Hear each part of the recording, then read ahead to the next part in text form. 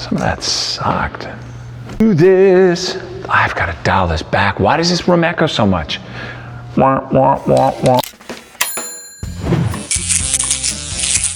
Next up, MBA myth seconda parte. Stiamo bene? So when I took my MBA, the subject of sales comprised less than 2 hours of a 4,000-hour degree. And had I known then what I know now, I would not have accepted that. Not when I was paying $100,000 to be indoctrinated as a master in business. What I should have done in those last few minutes of those short 2 hours in that lecture hall was walk up to the projector, open my MacBook to any income statement from any company from any time in the history of civilization, projected that income statement onto the 12 whiteboards behind me at the front of the room, and then should have projected it onto the ceiling and onto the faces of every banking executive, lawyer, and operations leader in the room with me that day. And I would have circled in big red letters the very first line item on that income statement. I would have circled the word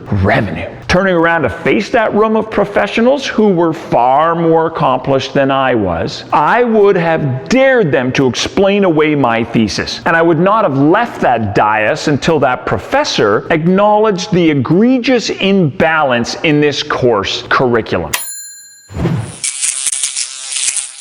So trust in this. What we do as revenue leaders does not save lives. But in the context of business, everything, and I mean everything, begins with you, the revenue leader. So demand respect from our profession from others. In those instances where others seem to be treating us as some anachronistic cliche. Remember, nothing happens in business until someone sells something. Or is sometimes necessary to remind people, we pay your salary. You should really be more helpful to us right now. It's our responsibility as leaders to remind people of this truth at every turn, including business schools, incubators, accelerators, and entrepreneurship programs. Each of these groups has gotten better, but they still lag in their appreciation of the science of selling and the obvious preeminence of revenue. What I can confidently promise you is that after reading this book and doing some of the prescribed work, you'll be smarter than many of your peers, which is always a good starting point for career advancement. But if the fates don't embrace this dream of yours to be an executive level sales leader one day, then what I am sure of is that you will be a valued and integral member of any world-class sales organization you choose to be a part of, in whatever role you choose to accept, simply because you've done the work. This is your journey, and it'll be filled with great people and great lessons that will shape your experience at every turn. Let me be clear. You do not need anyone to get started, let alone to believe in you, or to endorse your career, or your career decisions. You and you alone own this. No one else. I believe in you and your potential unflinchingly. And by the end of this book, I hope you believe in you just as much. Good luck and good selling. See you next time. And remember, be a wolf.